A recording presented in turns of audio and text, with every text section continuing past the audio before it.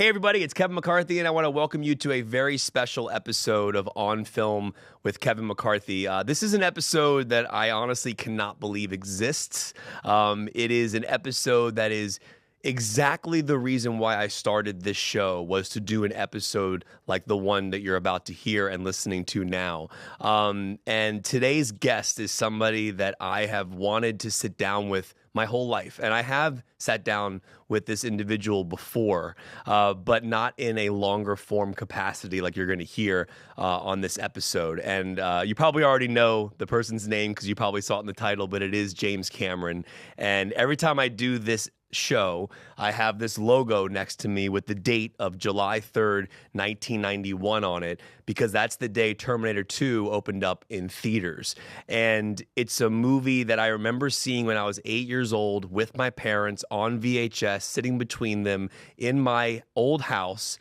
And I remember the moment Robert Patrick's character, the T-1000, rises up from the floor and becomes the liquid metal, and then essentially becoming the copy of the security officer in that sequence with the finger in the eye. I remember something in my mind just changed. I knew subconsciously that was going to be that now that I look back on it, I think of that moment, and that's really the moment where I fell in love with filmmaking. And it's to this day, I still watch that film with the same wonder and excitement and questions about how that film was made, especially considering that movie was made in very early days of CGI and what James Cameron was able to do with practical effects and CGI. And we're going to dive into all of that. But I do want to say thank you to everybody, by the way, for listening to this show. This is a show that's a dream of mine. I just moved to LA in June. I was working in local television in the DC area for many, many years. And that's where I started doing press interviews. And a lot of the press interviews that I was doing during that time were press junkets. So you generally have 4 to 5 minutes to sit down with incredible artists to try and talk about their film and dissect their narrative choices. And I always felt that I needed a longer form space. And as you know, I co-hosted a podcast for many years with my buddies Jake and Sean and Gabe called Real Blend. And that was a really fulfilling experience, not only because I got to do it with my friends, but we got to sit down with filmmakers in longer form discussions like Christopher Nolan, like Quentin Tarantino. We had some incredible guests on our show over the years. And when that show ended, there was just something missing for me. I missed that longer form conversation. And so my wife, Annie, who I have to give major credit to because I wouldn't be sitting here in LA without Annie and her support, we moved to LA and I started this show in August of 2025 of this year. And if it wasn't for the publicists and the incredible filmmakers and artists that I've gotten to know over the years through my early press work, this show wouldn't be possible.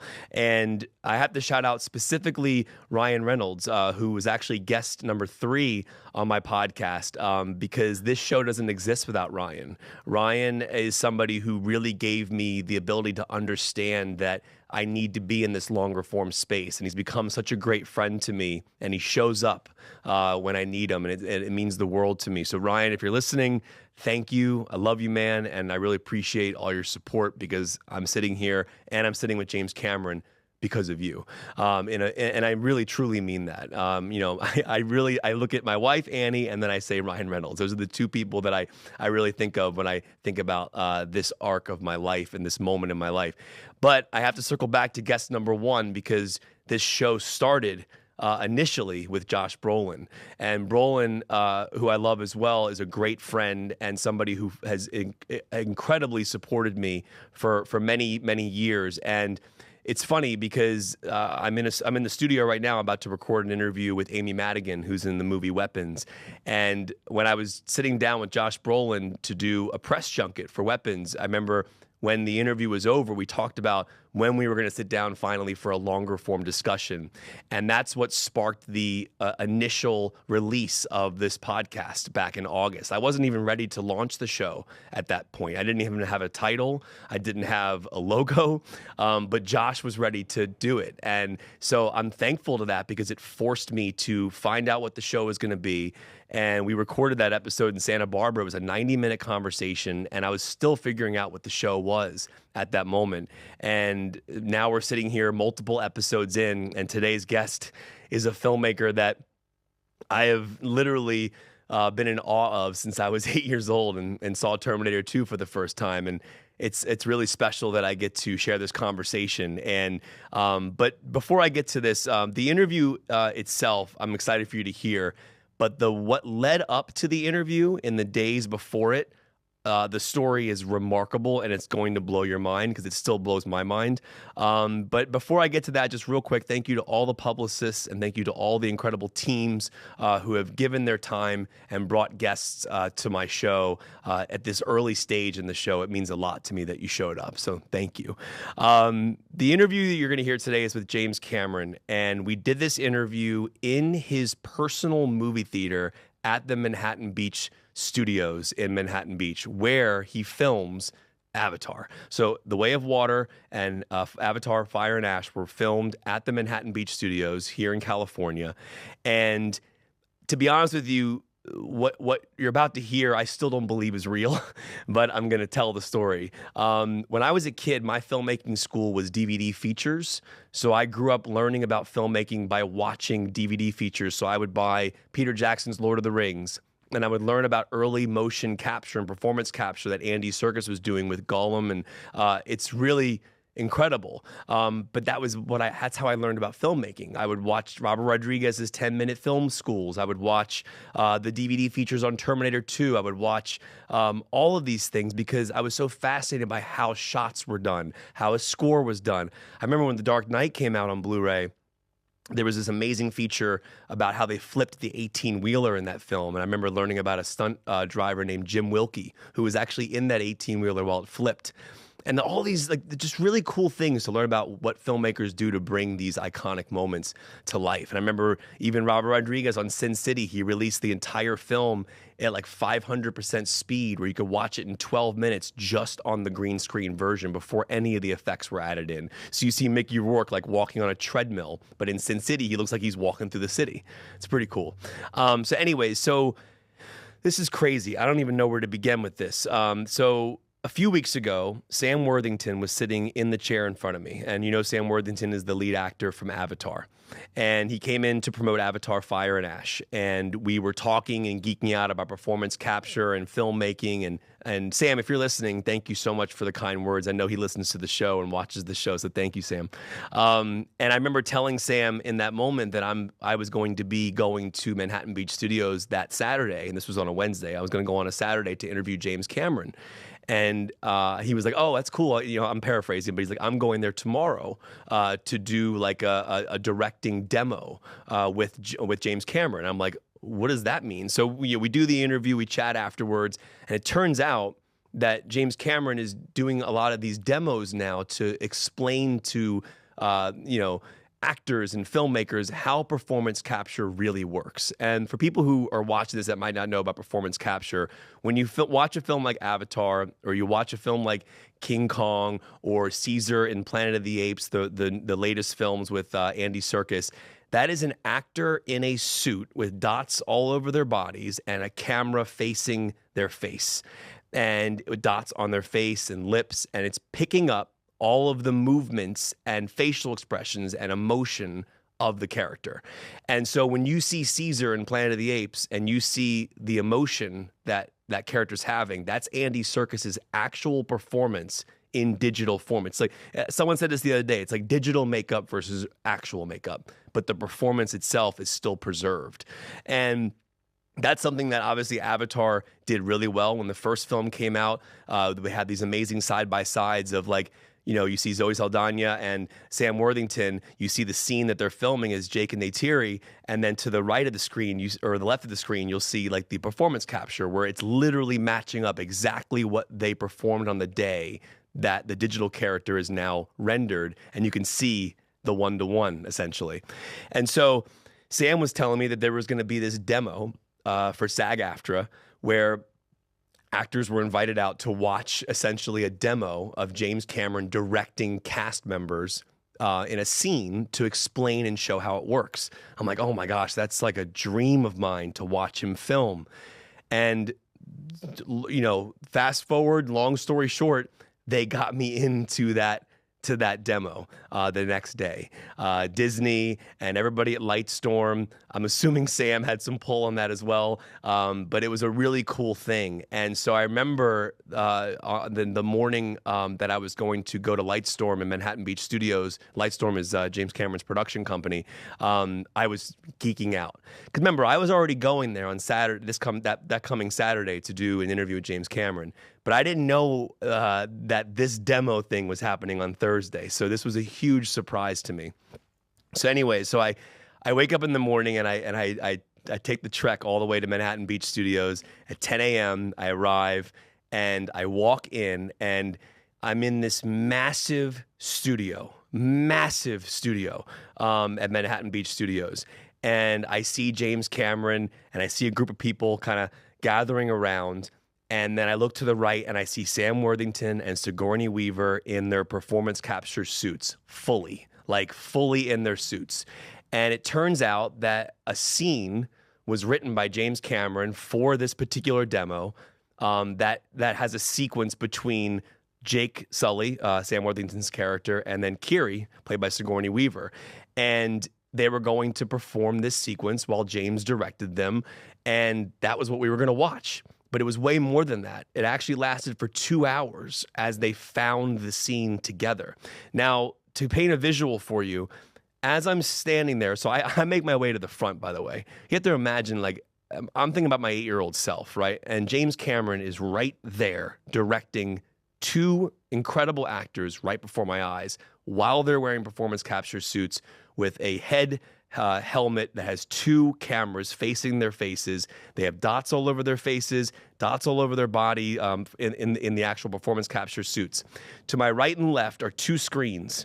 I can literally see the digitally rendered avatar character that Sigourney and Sam are playing on the screen. So if Sam Worthington went to pick up a cup of coffee, I would watch his character, Jake Sully, in the avatar character, go down and pick something up.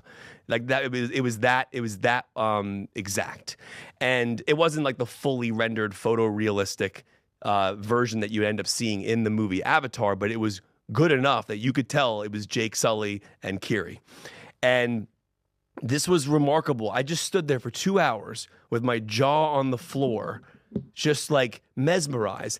And as somebody who's always been obsessed with the technical side of filmmaking, this was the first time I really truly got to watch a director direct actors.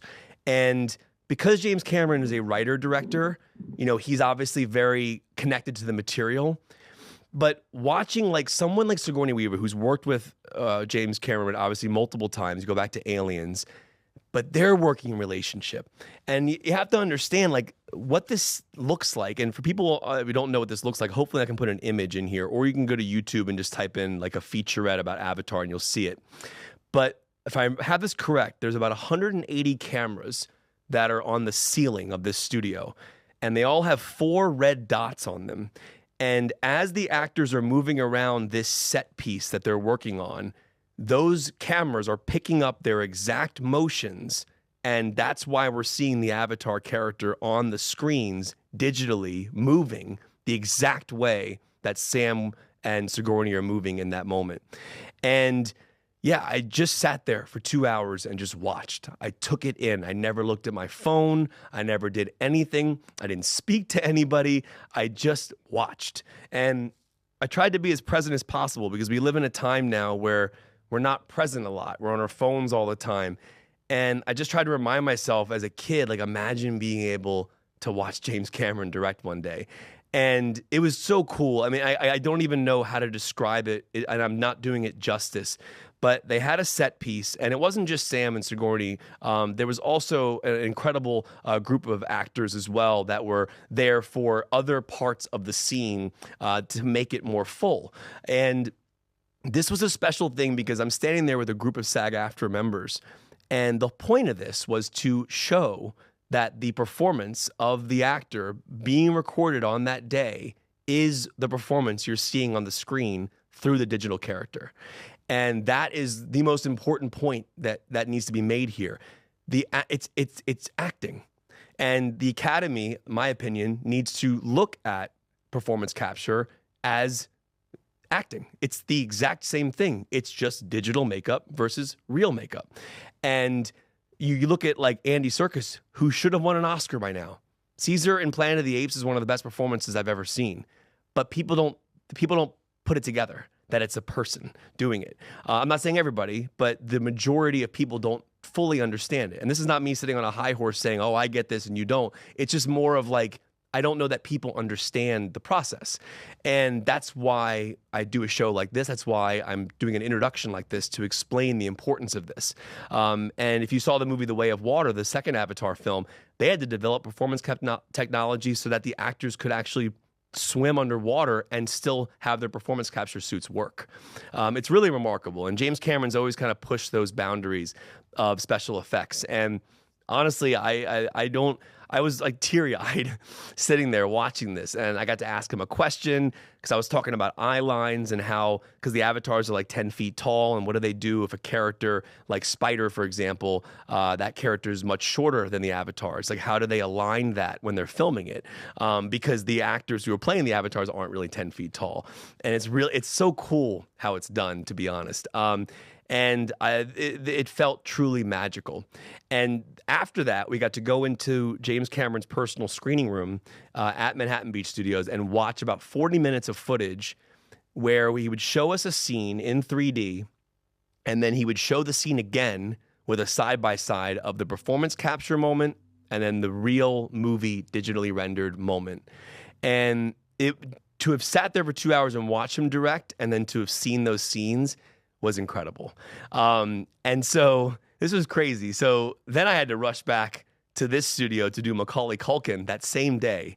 So if I seem a little tired or off in that interview, just remember where I was all morning before I did that interview. But no, Macaulay was amazing. But it was a wild day. I mean, think about my childhood that day, right? You know, we're talking about watching my favorite filmmaker as a kid direct, and then I'm sitting down with Macaulay Culkin shortly after, who I watched as a kid growing up. Home Alone, The Good Son, Richie Rich. So the next day, I have to go back to Manhattan Beach Studios to see the full Avatar film, Fire and Ash, before I sit down with James Cameron on Saturday. And I got to sit in James Cameron's actual seat that he sits in when he's screening his films or testing his footage. And it's a front row seat. It's right next to the screen, and you would think that it's too close, but it's not.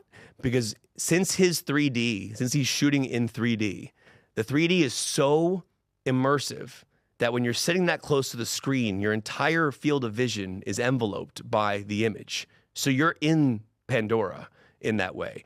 And to be sitting there in James Cameron's actual seat watching one of James Cameron's films after the day after watching him direct for 2 hours, I'm trying to wrap my mind around how insane this is. So I see the film, and then I leave, and then I come back the next day for my interview. And what was cool about the next day was he was doing another demo that day. This time it wasn't Sam Worthington and Sigourney Weaver, but we had a group of great actors who were there in their performance capture suits who were explaining a similar thing to what I learned on Thursday, just without going through a full scene. And it was remarkable. And then I screened more footage, and then James Cameron and I sat down for the interview you're about to watch in this episode. And I'm just so thankful to everyone at the Lightstorm team at the Manhattan Beach Studios for making this happen, especially doing the interview in the theater. We weren't going to do it there originally, and I'm just so thankful we did, because that being in a movie theater is everything. And you'll see at the beginning of the interview, I'm handing James Cameron a book. And that's because when we spoke for The Way of Water, We talked about pivotal films that meant a lot to us growing up that really kind of made us understand the power and the beauty of cinema, but also unlocking that idea of like wanting to know how filmmaking is done, how shots are done. And for him, it was 2001. I remember him telling me that because I told him for me, it was T2. And then we had a 30-minute conversation. And, you know, James Cameron had been for you know, all day long talking to myself and all the creators who were there on Saturday, that Saturday to do the demo. It was like a creator and influencer type of day. And he'd been talking the whole day, like literally for 5 hours before we sat down for this interview. And then he came and gave me this incredible conversation. So hats off to him for taking the time. I also want to give a special shout out to Jamie Landau, who is a co-producer on Avatar, Fire and Ash, and just an incredible person who I was able to meet while I was there for the 3 days at the Manhattan Beach Studios. And he was incredibly kind in helping me get the interview with James Cameron to be in the actual movie theater, which was so cool. And he also was so nice to give me a beautiful book that his father, John Landau, wrote called The Bigger Picture, My Blockbuster Life and Lessons Learned Along the Way. And the book has a great foreword by James Cameron as well. And John Landau was somebody that I was lucky to meet and speak to over the years. And he was always so passionate and loved filmmaking, one of the greatest producers in cinematic history. You think about the movies he's been involved in, Titanic, Avatar, everything, movies that we all know and love. And so this book was a special gift that Jamie Landau had given me, and I wanted to just give him a shout out. And also, I'll put a link in my description of this podcast episode. If you're interested in checking out the book, I highly recommend it. It'll be a link out so you can buy it. But thank you to Jamie Landau for being so kind to me that day. But without further ado, I just wanted to set this up because by the time I got to this conversation, I had already been through so much in those 3 days. And I just wanted to give some perspective to that. So I hope you enjoyed the conversation. Happy holidays to you and to everybody out there. Thank you for being on this journey with me and for loving films with me. And yeah, this conversation happened because of everybody I mentioned in the beginning of the interview, but also because I have listeners and people who watch this show, and it really means a lot. So thank you. And here's James Cameron. Do you recognize this book? Yeah. That's the making of Jerome Egel, right? And so I had this when I was a kid. This was my Bible when I was, I don't know, 14, 15. So I would have been 14. The movie came out in 68. I got this that year. Yeah. Right, summer 68. Do you still have it? Yeah, I got it. Well, I got you a first edition. It's painted blue because I was using it as a frisket for some airbrushing I was doing on a motorcycle once. But other than that, yeah. And you know, they didn't have making of books. Yeah. You know, this was one of the first films that I guess they figured warranted it. And they're talking about all kinds of stuff in here about rotoscoping. I had no idea what it was about. Yeah. Yeah. Well, no, I got that for you. Oh, well, thanks. That's actually quite a good gift. I got it for you because when we spoke for The Way of Water, I told you that T2 was the movie that unlocked my love of movie making, and you said it was 2001 for you. Yeah. And so I went online and I was like, I want to get you a first edition, and a lot of them are beat up. That's a good present. I appreciate that. Thank you very much. No, thank you. Well, first of all, thank you so much. Did your parents know they were naming you after the guy that was the actor in Invasion of the Body Snatchers, the first one? It's pretty funny. You know that. Of course, you're a movie guy. When I interviewed Anthony Hopkins, I think one of the first times I ever spoke to him, I think he referred to me as that Kevin McCarthy.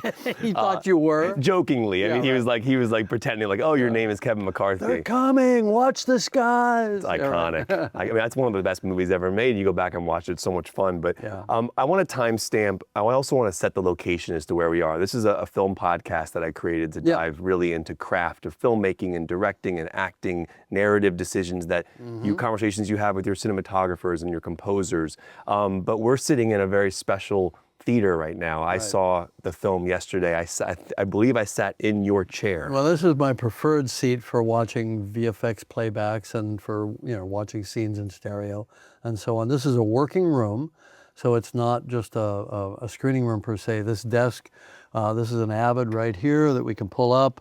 And so I can actually edit in here. I can do VFX reviews in here, do sound reviews in here. We don't actually mix in here, but I can. In the Avid, I can do a temp mix in here, But sometimes, we'll have 20, 30 people in here as we're going through VFX reviews. especially when we do a turnover from our company, Lightstorm, to either Weta or to ILM, and we'll go through every shot in a new scene that we're turning over, maybe 2, 3, 4 minutes of the movie, and talk it through. Okay, you know, this is the lighting, this is what this shot means, this is what we need to protect. And we look for all the problems, and the VFX guys, sometimes they're just there on a monitor from Wellington, because we're in LA now. Wow. And Weta's down in Wellington, and ILM's up in the Bay Area. So we'll be talking, you know, and they'll be watching it in real time on their end as well. Or sometimes they can even watch my screen so I can use a laser pointer. And, you know, so because we have to talk, okay, this is going to be a problem. This will, you know, we want to preserve this feeling here. So it's, you know, going through it in detail as we hand it over to them, and then they can work for months on their own, you know, refining all the motion of the character and doing all the sims and all that. And the next time I see it, it'll be coming back to me rendered. Now, there'll probably still be a lot of problems, and then we'll fine-tune it. But I do want to set the scene, though, 'cause we're in Manhattan Beach at the Manhattan Beach Studios, Lightstorm. I remember seeing the Lightstorm logos on your films growing up. I remember True Lies and Terminator 2, I think, was the first production of Lightstorm. But talk about this location. This is where you actually filmed The Way of Water and Fire and Ash. I was there Thursday. I'll timestamp this. We were there Thursday for an incredible presentation where you did a demo with Sigourney Weaver and Sam Worthington in the volume where you actually shot the film. But set that up for the audience as to where we're sitting in Manhattan Beach. So Manhattan Beach is a production studio. We took a soundstage on a long-term lease. This was originally a soundstage. We built our theater in here. The other half of the soundstage is filled with props from all the movies, the big 42-foot model from Titanic, a full-sized amp suit from Avatar, stuff that goes back to Aliens. The car from Titanic is in there. The car from Titanic with the handprint still there. That's still originally Kate Winslet's handprint on the car? Technically speaking, it's my handprint because it was originally done in steam, right? Like we just fogged up the window, and that was Kate. And then later we had to do a pickup with the guys, the stewards, looking for the young couple. And so I took my hand, put it up there, and sprayed around it with dulling spray. And so that's what's actually still there, is me doubling Kate. It's like your hands are the drawing in Titanic. Hey, my hands are all over that movie. Yeah. But but that's the museum you have next door. But the volume, then down the hall we have stage 26, or stage 27, sorry, where we did, I'd say, 90% of the capture for the film. Wow. And then the other 10% was done in a tank that we built specially that was on another stage nearby.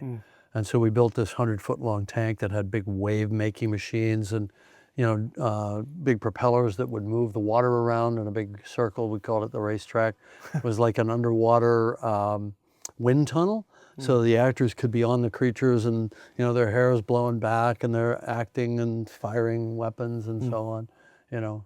This is our playground. It's absolutely amazing. And so my film school growing up was DVD features. Like I remember buying the T2 special edition and experiencing the smile scene for the first time because I had never seen it in the original cut. Yeah, and back when we had physical media, you actually had control of all that stuff and you could put it out and people cared and bought it. Yeah, but I learned a lot about filmmaking, and I remember going through Lord of the Rings, Peter Jackson's Lord of the Rings, and learning about what Andy Serkis was doing with the technology and motion capture, eventually becoming performance capture as well. Yeah. And performance capture is acting.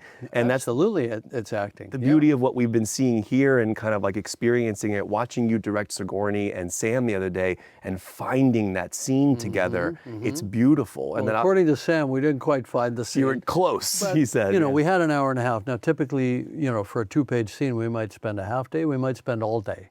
You know, we're not rushed. That's the beauty of it. It's a relatively inexpensive way to start the process of making a movie. You know, we can just spend the time. We can rehearse it, we can find it, we can try it different ways. Later, when we get to live action photography, that gets expensive. And then you gotta hurry up. You know, so in a live action movie, you do all your rehearsal in advance. On a performance capture film, you do it the day of. You know, you may do a table read so the actors know how to prepare and thinking about their characters. But when you get to the day of a scene, we might sit and talk for the first hour or so, or more, whatever it takes. And performance capture has always been fascinating to me because I've always thought about how amazing it is, and especially with this particular process of being here at the studios, watching the side by side and seeing the actual emotion from the performance of the day and then how it maps onto what we're seeing with the CG character.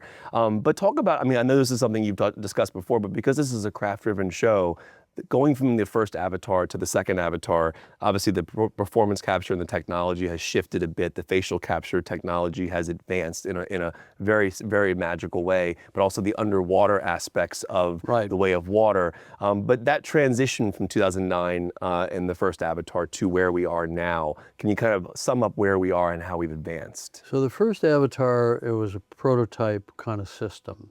You know, for me, performance capture started, when I founded Digital Domain, I wrote what I called my digital manifesto, and I predicted performance capture. I predicted it would be done with some kind of a bodysuit, maybe recording encoders at the joints or something like that. We didn't know how it would be done. And a marker-based system was just evolving.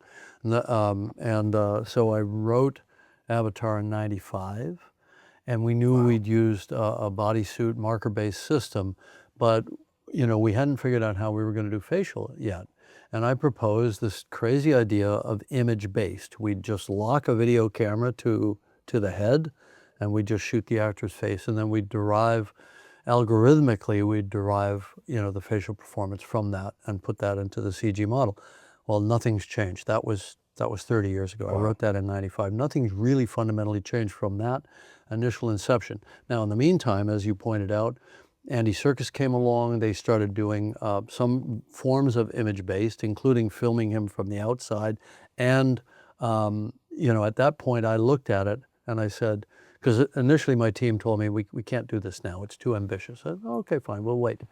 And so then when I saw, I think it was the Two Towers, where he has that conversation with himself, and I thought, all right, it may not be ready, but I think we can get there within a single film. So cut to 2005, we decided to go ahead with Avatar, and we start playing around with image-based, and we build a head rig, and we start looking at, you know, how we would actually derive the facial animation from that. And ILM didn't want to do it that way. In fact, they didn't even bid on the film. They refused to bid because they didn't want to do it the way I asked them to do it. Even after your history and relationship with ILM. And I'd had good, and I'd even done facial stuff with them, with Dennis Muren on The Abyss, with the water creature, and we had done it on Terminator 2. You know, some facial with the T-1000. They didn't want to do it that way, and I didn't want to not do it that way. So fortunately, Weta saw the value, and they had just been through it with Gollum, and they said, we think this can work. And so together we worked together to create a prototype system. So we actually took a prototype weapon to a war, right? Because Avatar was a monster project, 2 hours and 40 minutes long, much longer than any animated film that had been a 3D film. We didn't even know if people could keep the glasses on their heads that long. Once, you know, later we realized, okay, yeah, sure, you can go up to 3 hours. By the time people get used to it, it might as well be a 3-hour movie. It might as well be a 4-hour movie. You know, it doesn't matter. So there were a lot of unknowns, so many unknowns going into Avatar. Coming out of the end of Avatar, I said we've got to profit from what we've learned. Even if what we've learned are negative lessons, like don't do it that way. So I asked the studio if I could keep everybody on salary for an extra couple of months, which is pretty unheard of. Wow. And I said, I want everybody to go back to your departments, and I want you to, each department, I want you to write up a white paper, and we're going to go on a retreat, and you're going to present.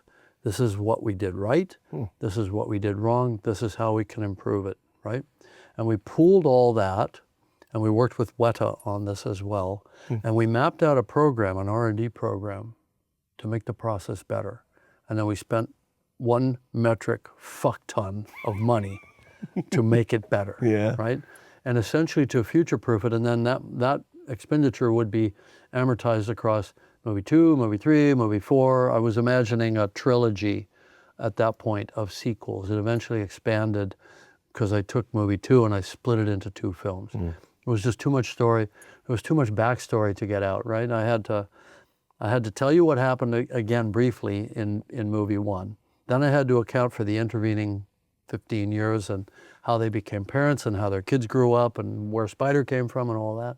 And then I had to start the story, and then the story starts, and then it jumps to a year later when Quaritch arrives, and then the story kicks off, right? So there was all this backstory, and Spider's journey, which now a lot of it happens in movie 3. We were trying to cram it all into Act 1 of movie 2, and it just didn't work. So I had broken story with the other screenwriters. It was all up on the whiteboards. It all looked like it would work. And then we actually got into the writing of it, and it didn't work. And I felt rushed, and I felt squeezed, and I was losing too many of the things I cared about. So I took it upon myself to figure out a new structure that took movie 2 and split it into 2 movies. So the scripts for, at the time, 3 and 4 became 4 and 5. And they didn't change that much, crazily enough. But movie 2 blew up into 2 films. And then I wrote those scripts. And so that plus the design process, I did an expedition. I went to the deepest place on the planet, built a sub, did all that kind of side stuff that I love to do. Like anyone does, yeah. As you do, as you do. And then came back and got serious about the Avatar sequels in 2013. So that, and then we started capturing in 2017. So that whole writing and development and design process and all that, and all the herky-jerky kind of different attempts to crack the code on the story, ultimately, that all added up to 4 years. And then we started in 17. Wow. And so all of the technical development was done in parallel with that. And we really just wanted to say, okay, I don't want to 10 years from now feel like we have to do this again. I want to set the bar so far beyond where we were on Avatar that it's going to be perfect. I don't want to miss anything. The actors are our gold. Let's make sure that we preserve that completely, right, down through the process. Absolutely remarkable. The 3D in these films is remarkable because there's this depth of field is incredible. And I think of 2 shots in cinema that feel like 3D that aren't 3D. It's the scene in Citizen Kane when young Charles Foster Kane is in the background with the rosebud, with the sled, and then you have everything in focus from foreground, middle ground, background. So you're talking about deep focus photography, also known as, sort of foreground, background composition, right? And we do a lot of that, but the interesting thing is, to me, a depth cue is shallow depth of field. Interesting. So we actually do those compositions, but we'll rack focus between the foreground and the background. We won't try to keep them both in focus, right? And sometimes I find for 3D, you want the lens to be, I'm going to reveal a little bit of a secret of the authoring, and we can do this much better in the CG portions of the film than we can in the live action portions. But we'll treat a 25 millimeter lens like it's a 50 millimeter lens. Oh, wow. In terms of shallow depth of field, throwing the background more out of focus. And the reason for that is how wide a field of view you have with the lens helps you understand that stereoscopic space. We call it stereo space, right? But I don't want it to not feel cinematic. So we'll go down to like an f1, like 1.0. You might normally shoot at an f1.4 or an f1.8, something like that for a night scene. We'll cut that in half. Or we'll even go below 1. Sometimes we'll go down to 0.5.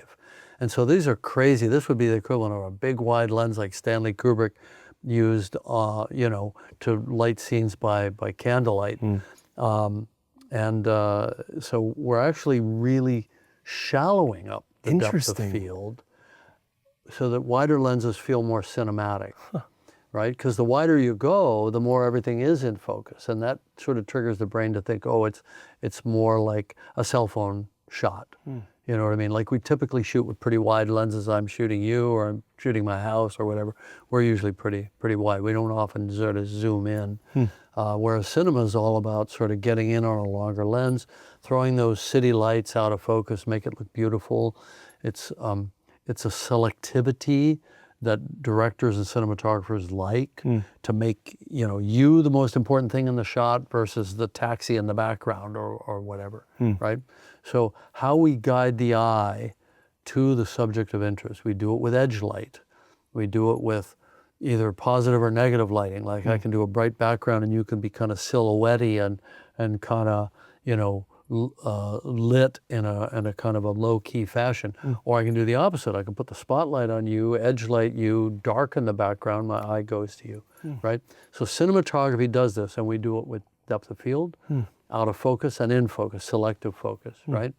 And so we're playing all those games, but we're doing it doing it on wider lenses than would be possible in real world photography. Wow, that's so fascinating. It's cool, right? I wish I could like pick up on, dive into all that, because I bring up that Citizen Kane shot because it felt 3D. Yeah. And the same thing with like the best Well, years you're of, aware of the foreground and the midground at the same time. Yes. Right, and we try to do that as well. Yeah. But you know, the classic thing is the telephone in the foreground rings and the telephone's in focus and the character's in focus.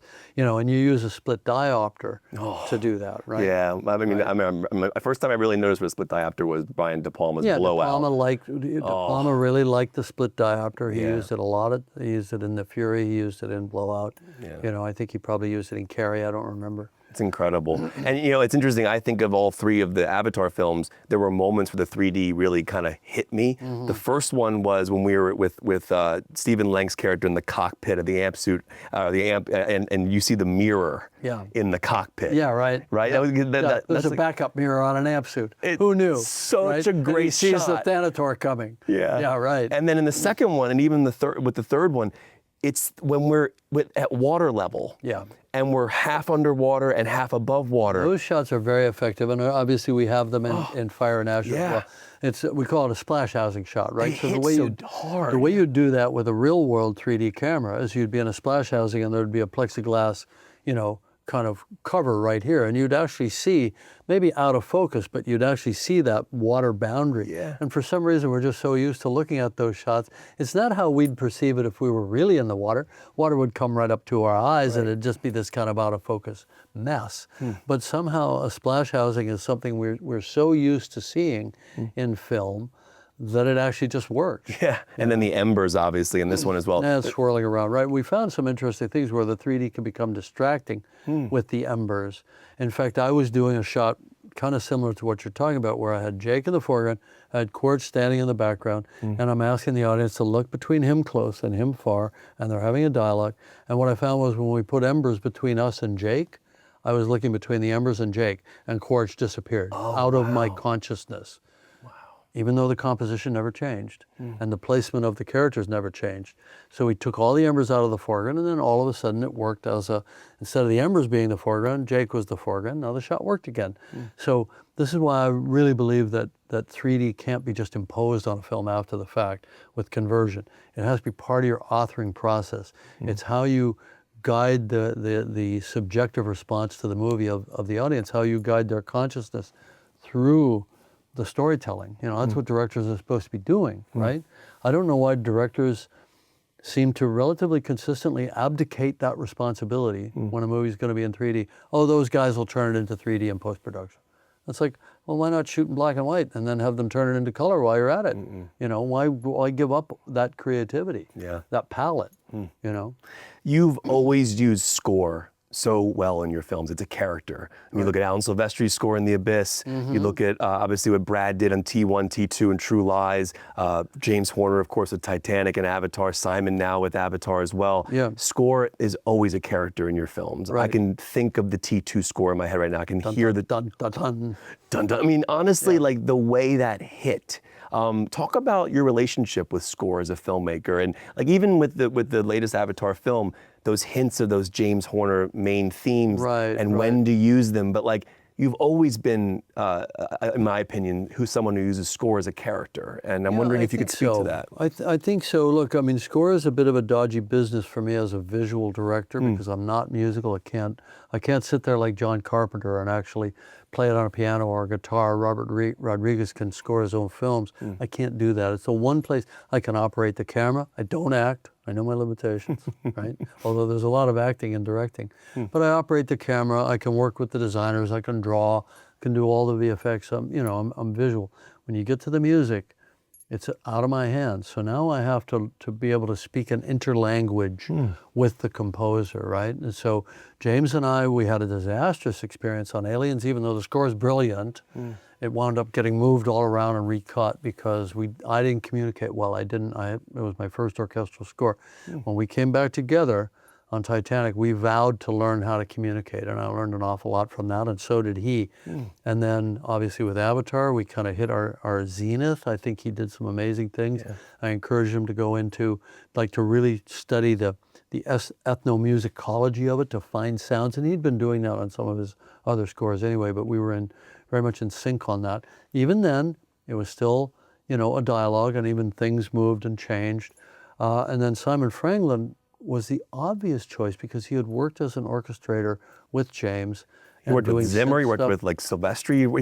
He had a huge... And Simon is very, I'd say he's a tuneful composer. He believes strongly in themes, melodic themes, right? And so do I. So just as James created themes for Rose and for the ship in Titanic and so on, and then themes in Avatar, Simon took that forward. Now, he didn't just start copying James's music. He had a pride of authorship. He played me some themes that he really liked. There's one in particular, which we call the family theme, but there's also a chorus theme. Now there's a Wind Trader theme, which is quite majestic. He's melodic. I notice a lot of scores these days are strong, they're powerful, but they're almost tonal or chordal. It's just big, Great, I love it. The power in the gut is incredible, but they're not melodic.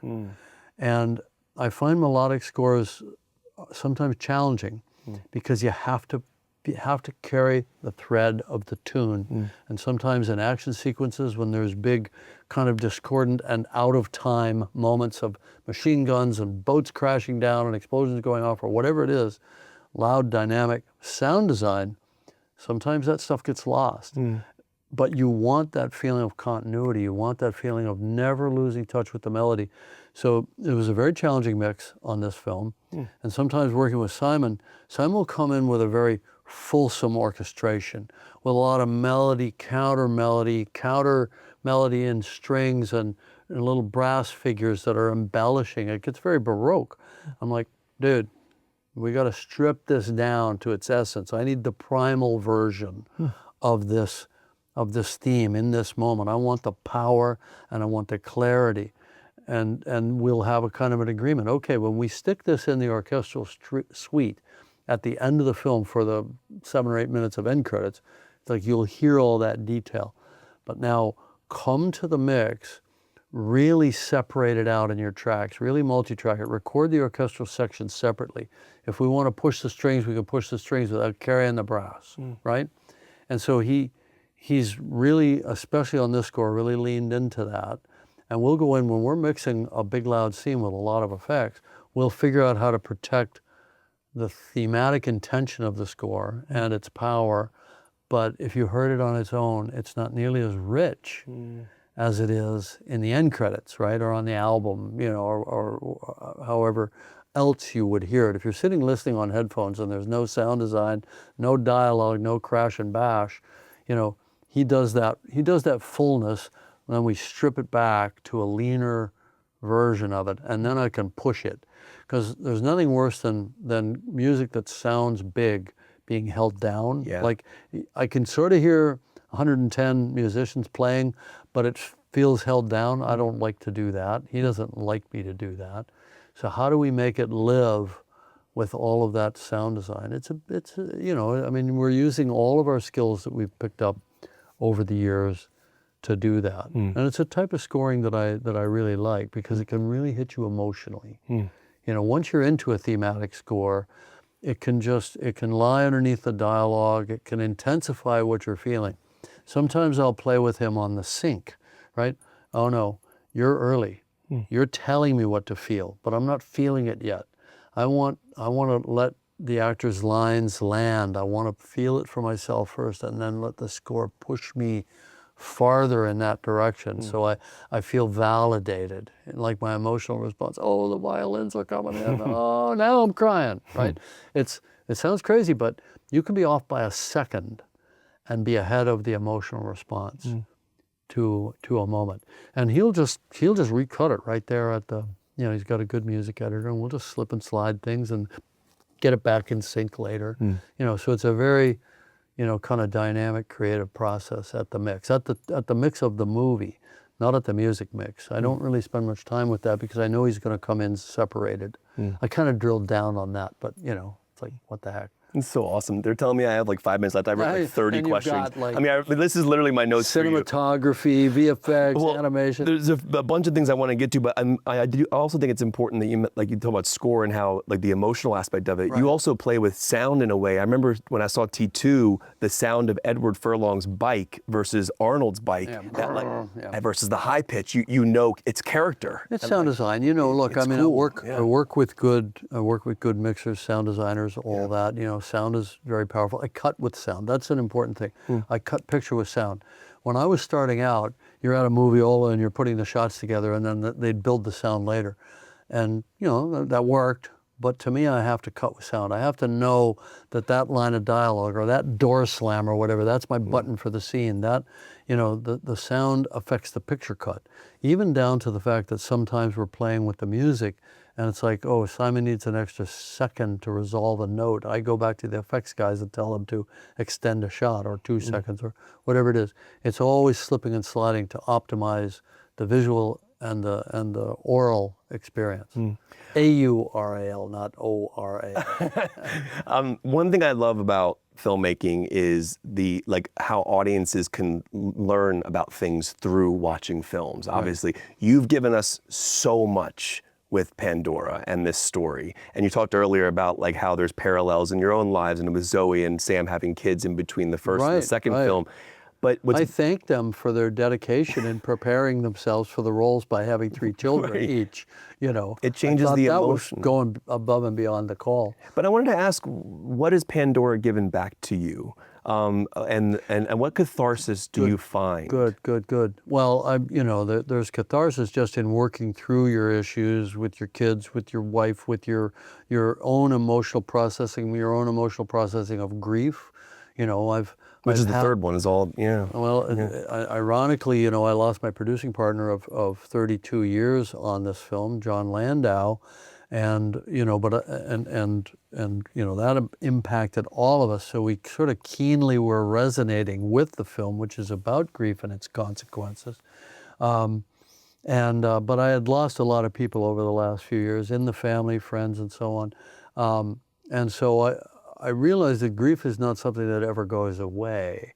In sort of, Hollywood action movies and commercial movies, it's sort of, okay, that guy got killed, okay, and everybody just goes on and they become the same hero that they were. They don't fundamentally change. And I thought there's 2 things that will fundamentally change Jake and Neytiri. One is having children, the other one is losing one of them. Because I shouldn't say most, but I think the majority, like more than 50% of married couples that face the loss of a child, divorce. It tears them apart internally, but it can also tear a relationship apart because of blaming, because of the different ways that people process, whatever it is. I wanted to deal with it honestly because I thought, look, if the family is the core of this thing, and that's what's driving our sense of groundedness in this fantastical world, this phantasmagorical world, then I got to be honest with the emotions, and I got to be honest with the family dynamics and the family conflicts. So Jake and Neytiri have a number of conflicts. He's human. Their children are mixed race. Their children don't blend in with the culture. She's a traditionalist. She's pure, not V.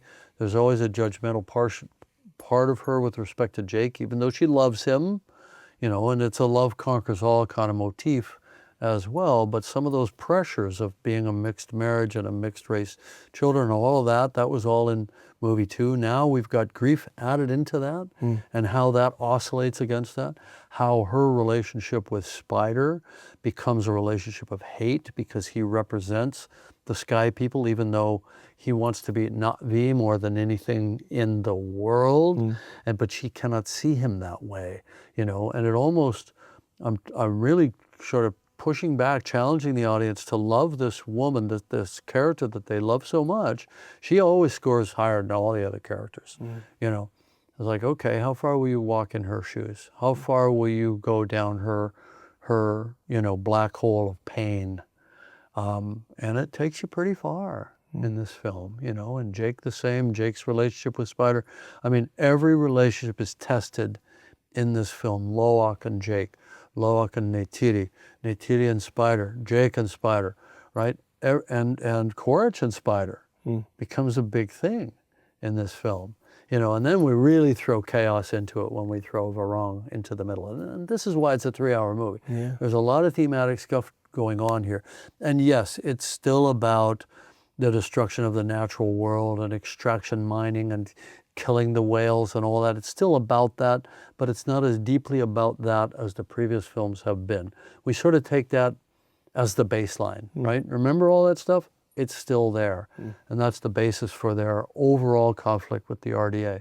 But this film is much more interested in the personal, I think, against this canvas, this very broad canvas.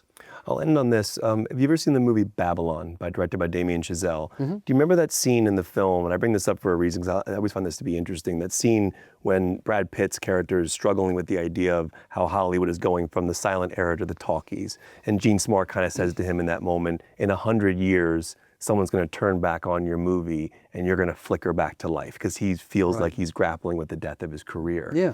And it's this beautiful sentiment that what you do for a living is going to be immortalized and live on past you. But will it? I believe it will because I'm watching Buster Keaton movies right now and he's coming back to life on my screen. Right, but right now we're dominated by streamers who tell you what you can watch. Interesting. And unless you can find a niche streamer that specializes in, and most people don't seek this out.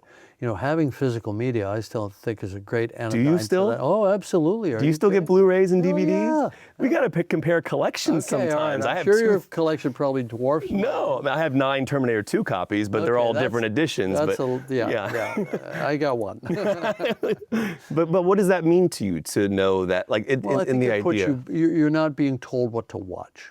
You're in control. Oh no, I mean the legacy thing about living on like. And I think in theory it's true, but how many people of your generation, as a percentage of total, are still celebrating those black and white classics that I grew up with and that I was trained on, in terms of film aesthetics classes and so on? How many people still know who Humphrey Bogart was? Right. You know what I mean? Yeah. I think it does fade.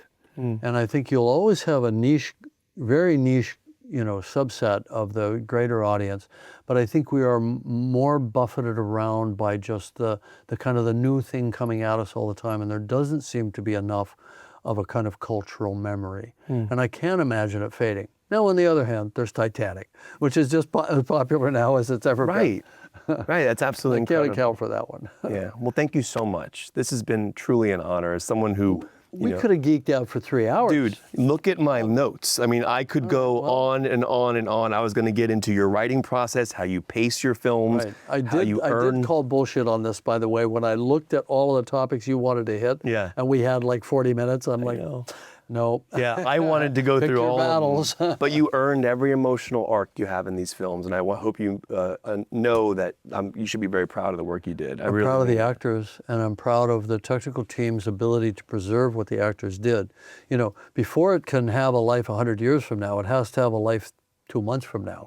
And we've been on this process for 4 years now, and the actors were captured very early on. And my goal since then has been to preserve the gold, the beauty, the lightning that's captured in a bottle of their performances, right down to this moment where we present it to the world. And that's been our goal for 20 years. And I think we've finally gotten to a kind of mature science on that. But the thing so I talk about that all the time, and then people think, oh, you're a techno geek. It's like, yeah, I'm a techno geek. I'm also a writer-director, and I create these characters, and I do it from the heart. And when I pass that baton to the actors to see what they give back, if I can't cry in my own movie, I feel I've failed. And there are scenes in this film that do make me cry even now. Do you cry in your earlier films? I cry in a lot of your films. Oh, especially when I've been away from them for a while. Yeah. But yeah, if I can't feel it then I can't believe that the audience will feel it. And if the audience is not feeling the movie, I'm not happy. There are a lot of movies that don't ask you to feel anything. It's a little bit more of an intellectual exercise or a visual exercise. You know, great. Those films can be quite entertaining. But my goal as a filmmaker is to get you to feel something. Okay, well, that's why I told you earlier, I know now why you cry. And I know now why you cry. Which right. I still, the thumb up, I cry every single time I watch that scene. That's right. And I think my answer to that was that it's within the power of cinema to take you on a journey to a place you never imagined. When you walked in and sat down to watch Terminator 2, having seen the first film, would you have imagined in a million years that the goal of the film was to make you cry for a Terminator? No. But it worked. Because Arnold's arc is so subtle and perfect. Right. Because I don't, and every time I watch that scene, I somehow will it in my mind that maybe he won't go down. Yeah, right. Even though I have a disc that the movie's written on. Yeah. I'm like, maybe something will change. Maybe change. Jack will live in this version of what I'm watching right now in Titanic. Yeah. That's the power of cinema. Jack doesn't get to live any more than Romeo gets to live. True. Well, thank you so much. Okay, great. This has been an Kevin, honor. yeah, thank you. This is great. Look, let's get together sometime and really geek out. I would love that. We'll just figure out when. Right now, it's nuts. I'm doing Yeah. 20 interviews a day and that sort of, but let's do that. I would absolutely love that. Yeah, cool. Thank you. All right.